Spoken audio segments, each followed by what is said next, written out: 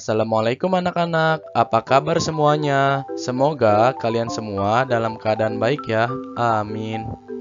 Hari ini kalian akan belajar bersama Pak Syazili Al-Akbari. Sebelum kita lanjut, jangan lupa like, share, komen, and subscribe ya. Oke, kita lanjut. Hari ini kita akan belajar tema 1, subtema 3, pembelajaran kelima. Baiklah anak-anak, sebelum kita memulai pelajaran, ada baiknya kita berdoa terlebih dahulu. Berdoa dimulai. Bismillahirrahmanirrahim. Rabbi zidni ilman warzuqni fahman. Amin. Hari ini kita akan belajar pelajaran IPA KD 3.1 tentang kelainan otot pada manusia dan juga pelajaran SPDP KD 3.1 tentang ciri-ciri komik. Sekarang kita akan membahas tentang kelainan otot pada manusia. Selain tulang, otot manusia juga dapat mengalami penyakit atau kelainan. Berikut beberapa contoh penyakit atau kelainan yang terjadi pada otot manusia.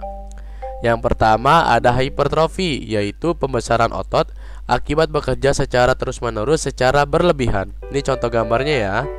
Lalu ada atrofi, yaitu sebaliknya, kelainan berupa otot yang mengecil, lemah dan menurunnya fungsi otot.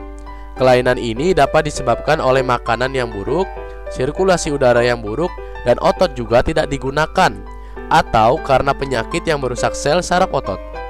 Dan yang ketiga ini ada stiff atau kaku leher, yaitu sakit pada otot leher yang diakibatkan karena cedera otot.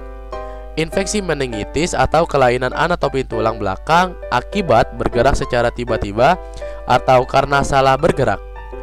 Dan juga ada tetanus nih. Jadi anak-anak, jika kaki kalian tertusuk paku atau apapun, langsung diobati ya agar tidak terkena tetanus.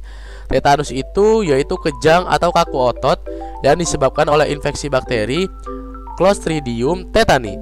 Penderita tetanus akan mengalami kejang yang berupa kekakuan otot. Kakunya otot akan menyebabkan rahang penderita mengatup rapat dan tidak bisa dibuka. Ih, ngeri banget ya. Nah, sekarang kita akan membahas tentang ciri-ciri komik. Nah, berikut ciri-ciri komik. Ciri-ciri komik yang pertama, hadir untuk menyampaikan cerita. Pesan dan informasi disampaikan dengan menggunakan teks dan gambar. Yang kedua, ciri-cirinya yaitu proporsional. Keberadaan gambar dan teks yang berimbang membuat pembaca komik seakan-akan terlibat dan berperan langsung ke dalam cerita. Yang ketiga, menggunakan bahasa percakapan. Bahasa yang digunakan adalah bahasa sehari-hari yang mudah untuk dipahami.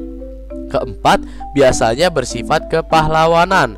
Umumnya, isi cerita komik akan cenderung membuat pembaca mempunyai rasa atau sikap kepahlawanan. Yang kelima, penggambaran watak secara sederhana.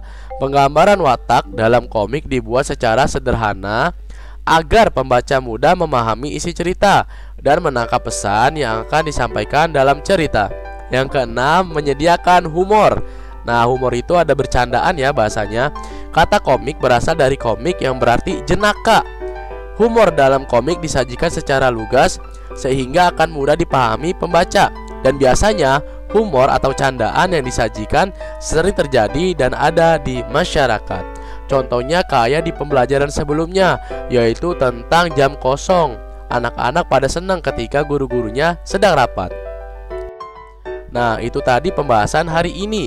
Jangan lupa kerjakan halaman 177, yaitu membuat komik di buku gambar ya. Jangan lupa diwarnai juga. Semangat terus ya anak-anak belajarnya. Jangan lupa 6M. Yang pertama, memakai masker. Kedua, mencuci tangan pakai sabun. Ketiga, menjaga jarak. Keempat, menghindari kerumunan. Kelima, mengurangi mobilitas. Dan yang terakhir, mengurangi rebahan. Ayo semangat mengerjakan tugasnya. Terima kasih.